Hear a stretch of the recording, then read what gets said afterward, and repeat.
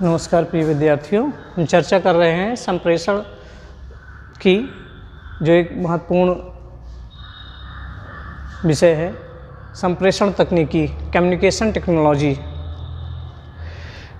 Communication technology, संप्रेषण जो होता है शिक्षा की रीढ़ होती है। संप्रेषण को शिक्षा की रीढ़ की हड्डी कहा गया है।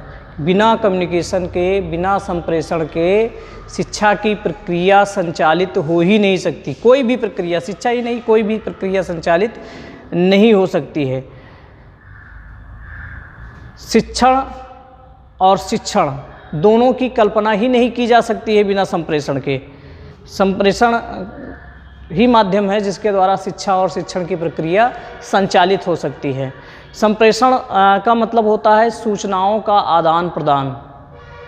हम अपनी बातों को सामने वाले तक पहुंचाएं और सामने वाला उस सूचना को प्राप्त कर रहा है, ऐसा जब हमको पता चल जाए, इसी को संप्रेषण कहते हैं। ठीक, संप्रेषण के लिए अंग्रेजी में संप्रेषण मतलब समान रूप से जब प्रेषित हो दोनों तरफ से। संप्रेषण में कम से कम दो लोगों का होना बहुत ज़रूरी है, जिससे हम आदान प्रदान कर सकें। संप्रेषण को अंग्रेजी में कम्युनिकेशन कहते हैं।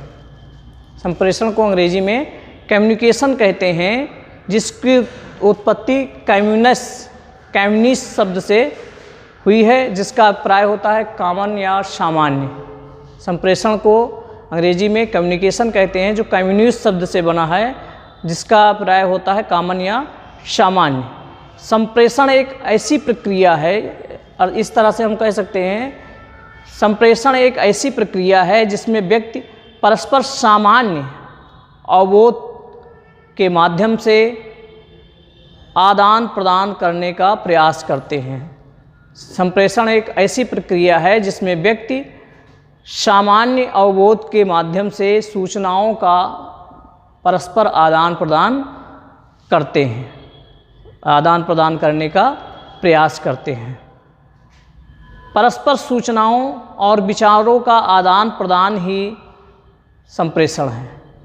परस्पर सूचनाओं एवं विचारों का आदान प्रदान करना ही संप्रेषण है।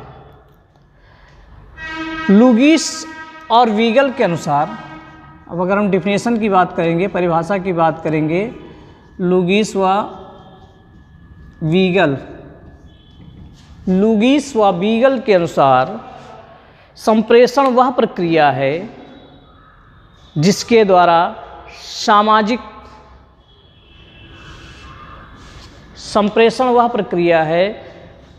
लुगिस और वीगल के अनुसार संप्रेषण वह प्रक्रिया है जिसके द्वारा सामाजिक व्यवस्था के अंतर्गत संप्रेषण वह प्रक्रिया है जिसके द्वारा सामाजिक व्यवस्था के अंतर्गत सूचनाओं, निर्देशों तथा निर्णयों द्वारा लोगों के विचारों, भावों और अभिवृत्तियों में परिवर्तन लाया जाता है।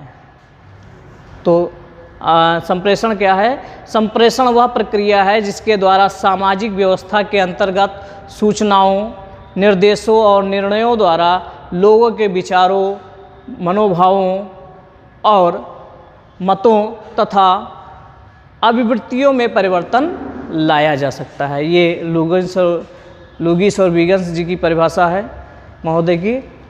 फिर हम परिभाषा के बाद बात करें प्रकृति एवं विशेषताओं की। संप्रेषण की प्रकृति और संप्रेषण की विशेषताओं की बात की जाए तो सबसे पहले नंबर 1 पर चर्चा हम करते हैं कि संप्रेषण एक पारस्परिक संबंध स्थापित करने की प्रक्रिया है।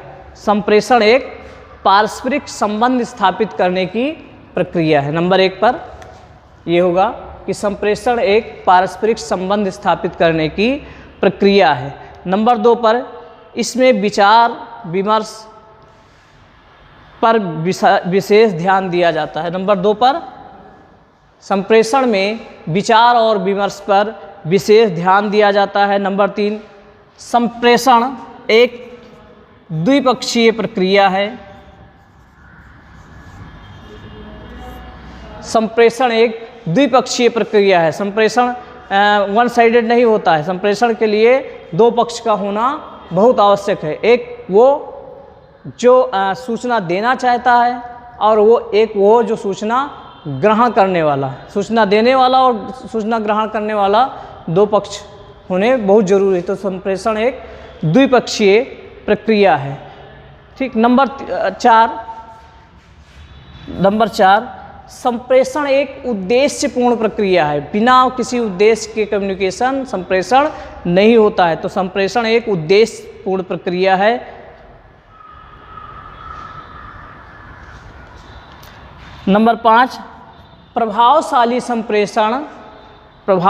संप्रेषण उत्तम शिक्षण के लिए एक बुनियादी तत्व है। प्रभावशाली संप्रेषण उत्तम शिक्षण के लिए एक बुनियादी तत्व है। नंबर 6 की अगर बात की जाए तो संप्रेषण मानवीय और सामाजिक वातावरण को बनाए रखने का कार्य करता है। संप्रेषण मानवीय और सामाजिक वातावरण को बनाए रखने का कार्य करता है।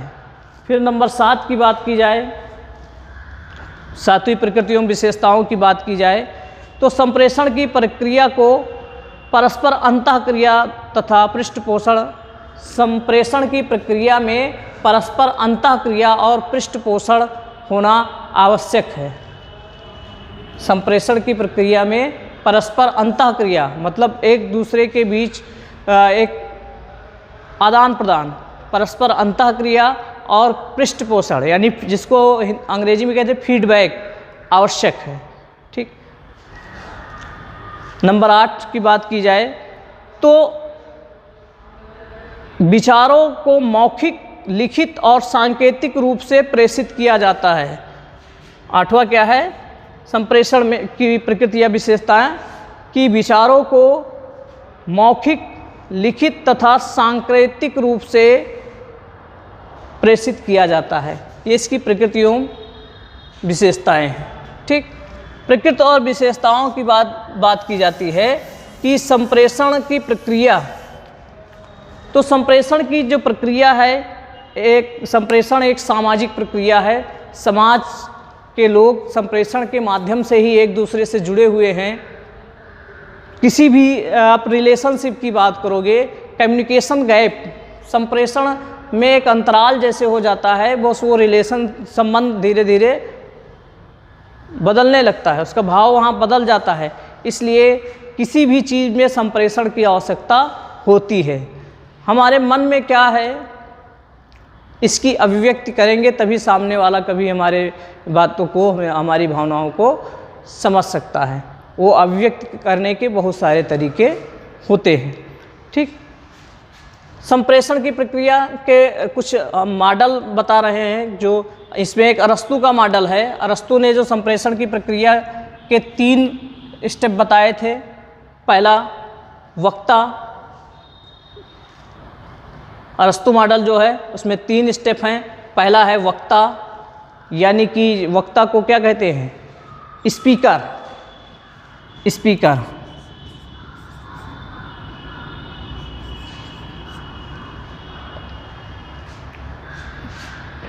अरस्तु कहते हैं कि संप्रेषण की प्रक्रिया में 3 तत्वों का होना आवश्यक है। वक्ता, भाषण और श्रोता, यानी स्पीकर, स्पीच और ऑडियंस। वक्ता मतलब स्पीकर, एक बोलने वाला होना चाहिए। भाषण मतलब स्पीच, हम क्या बोलने जा रहे हैं ये होना चाहिए। और तीसरे स्टेप पर ऑडियंस मतलब सुनने वाला, श्रोतागण होने चाहिए। तो ये 3 स्टेप बताते हैं ये मॉडल जो अरस्तु का है संप्रेषण को लेकर। वक्ता, भाषण और श्रोतागण, स्पीकर, स्पीच एंड ऑडियंस, इन तीनों के बीच अंतःक्रिया होती है, ऐसा अरस्तु बताते हैं। लीगन्स महोदय ने इसके जो स्टेप बताए, 6 स्टेप बताए, 6 पद बताए। पहला संचारक,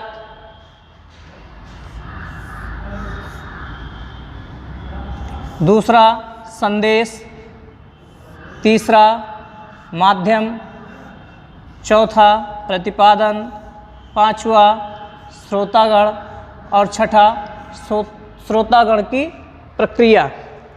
ये 6 पद बताए कि संप्रेषण के लिए 6 पद का होना आवश्यक है।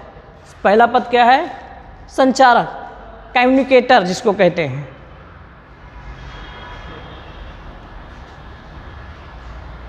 ठीक। फिर है संदेश यानी मैसेज, फिर है माध्यम यानी चैनल, फिर है प्रतिपादन मतलब ट्रीटमेंट, फिर है श्रोतागण यानी ऑडियंस, और फिर है श्रोतागण प्रतिक्रिया यानी ऑडियंस रिस्पांस। ठीक। ये कहते हैं कि संप्रेषण में कोई एक संप्रेषक होना चाहिए यानी कि संचारक होना चाहिए, कम्युनिकेटर होना चाहिए। फिर उसके बाद संदेश यानी मैसेज होना चाहिए कि क्या मैसेज देना है। जैसे ये कहते हैं कि जैसे हमको किसी को मैसेज पहुंचाना है तो सबसे पहले हम कौन हुए? संचारक। फिर दूसरी आवश्यकता है मैसेज, हमको क्या देना है वो मैसेज, वो संदेश। फिर तीसरा है माध्यम, किसके माध्यम से हम मैसेज देंगे। फिर चौथा है कि हम मैसेज को ट्रीटमेंट मतलब प्रतिपादन करते हैं मैसेज का। फिर हम ऑडियंस जिसको मैसेज देना चाहते हैं उसको मैसेज भेजते हैं, उस तक पहुंचाते हैं। और फिर ऑडियंस रिस्पांस, उसका रिस्पांस भी आना बहुत ज़रूरी है कि उस तक संदेश पहुंचा है या नहीं पहुंचा है। जैसे अभी हम किसी को कोई मैसेज करने जा रहे हैं, कोई संदेश देना है हमको, तो सबसे पहले हम हैं, फिर संदेश होना चाहिए हम क्या बताना चाहते हैं, फिर माध्यम जैसे हम मोबाइल के द्वारा संदेश भेजना चाहते हैं तो हम हैं, फिर संदेश हम क्या देना है ये संदेश हमारे मन में है, फिर माध्यम हम मोबाइल के द्वारा संदेश पहुंचाना चाहते हैं, फिर प्रतिपादन हम मोबाइल में मैसेज व्हाट्सएप फेसबुक या जैसे भी हम मैसेज कोई उसमें लिखते हैं, टाइप करते हैं। माध्यम है मोबाइल और प्रतिपादन मतलब उसको हम लिखते हैं फिर भेज देते हैं। श्रोतागण मतलब संदेश जिस तक पहुंचाना है उस तक संदेश हम पहुंचाते हैं। ऑडियंस का होना ज़रूरी है, हम जिस पर भेज दें हम दूसरे मोबाइल पर उसके पास भेजते हैं। फिर ऑडियंस रिस्पांस देखते हैं हम व्हाट्सएप पर या उसमें मैसेज भेजते हैं तो डबल टिक करके आ जाता है, ये जिससे पता चलता है, या मैसेज आते हैं तो डिलीवरी रिपोर्ट आ जाती है, इससे पता चलता है कि हाँ संदेश। हमने किसी से अगर कुछ पूछा है तो संदेश तब तक अपूर्ण माना जाएगा जब तक उसका रिप्लाई, उसका फीडबैक नहीं आएगा। जो हमने पूछा है, जो संदेश भेजा है वो नहीं कह देता है कि उस तक संदेश पहुंच चुका है। तो ये इतने संदेश के स्टेप होते हैं, इसके द्वारा संदेश सही ढंग से संपादित होता है। ठीक। इसके बाद संप्रेषण के प्रकार की चर्चा की जाती है। टाइप्स ऑफ कम्युनिकेशन, संप्रेषण के प्रकार। तो संप्रेषण मुख्यतः 2 प्रकार से होता है, शाब्दिक संप्रेषण और अशाब्दिक, वर्बल कम्युनिकेशन और नॉन वर्बल कम्युनिकेशन। शाब्दिक मतलब शब्दों के माध्यम से जो सूचना भेजी जाए वो शाब्दिक होता है, और जो बिना शब्दों के माध्यम से भेजी जाए वो अशाब्दिक होती है। शब्दों के माध्यम से सूचना भेजी जाती है, उसके 2 रूप होते हैं। शाब्दिक संप्रेषण के 2 रूप होते हैं, मौखिक संप्रेषण और लिखित संप्रेषण। हम बोल कर संदेश देते हैं किसी को, या हम मैसेज टाइप करके, हम कॉल करके भेज सकते हैं, संप्रेषण कर सकते हैं, या मैसेज लिखकर। तो मौखिक जो बोलकर और लिखित जो लिखकर। तो शाब्दिक संप्रेषण 2 प्रकार के होते हैं, मौखिक और लिखित। ठीक। अशाब्दिक संप्रेषण मुख्यतः 3 प्रकार के होते हैं। वाणी मुद्रा, जैसे हम बहुत बार मुंह चलाते हैं लेकिन आवाज़ नहीं निकालते हैं, मुंह चलाने से लोगों तक मैसेज पहुंच जाता है हम कहना क्या चाहते हैं। किसी को कुछ कह रहे हैं और लोग गाली दे रहे हैं तो उसके मुख मुद्रा से पता चल जाता है, मुख चलाने के वाणी, मुख वाणी जो होती है उसके द्वारा पता चल जाता है कि क्या कहना चाहते हैं। फिर चक्षु संपर्क, आँखों से, आँखों के बीच में जो कम्युनिकेशन होता है, बहुत सारी चीज़ें आँखों के माध्यम से ही कह देते हैं लोग। फिर है मुख मुद्राएं, जो हमारे चेहरे के भाव होते हैं, हम प्रसन्न हैं या दुखी हैं या गुस्सा हैं, हमारे चेहरे के भाव से पता चल जाता है। और स्पर्श के माध्यम से हमको पता चल जाता है। हम किसी के सर पर हाथ फेरते हैं, पीठ पर हाथ फेरते हैं स्पर्श के माध्यम से कि हम प्रसन्न हैं, स्नेह वाला है या कठोर है। स्पर्श के माध्यम से भी हम अपनी सूचनाओं को दूसरों तक पहुंचा देते हैं। तो ये है संप्रेषण के प्रकार। ठीक। शैक्षिक संप्रेषण की अगर बात की जाए तो शैक्षिक उद्देश्यों की प्राप्ति के लिए किए गए संप्रेषण को शैक्षिक संप्रेषण कहते हैं। शैक्षिक उद्देश्यों की प्राप्ति के लिए किए गए संप्रेषण को शैक्षिक संप्रेषण कहते हैं, जिसमें शिक्षक संदेश का स्रोत अथवा संदेश देने वाला और छात्र संदेश ग्रहण करने वाला होता है। तो शैक्षिक संप्रेषण से तात्पर्य शैक्षिक उद्देश्यों की प्राप्ति के लिए किए गए संप्रेषण से होता है, जिसमें शिक्षक संदेश देने वाला या संदेश का स्रोत होता है और शिक्षार्थी संदेश ग्रहण करने वाला होता है। इस तरह से ये शैक्षिक तकनीकी का एक संक्षिप्त सा परिचय होता है। ठीक। अगर ये वीडियो आपको पसंद आई हो, हमारे चैनल को सब्सक्राइब करिए, लाइक करिए, शेयर करिए। धन्यवाद।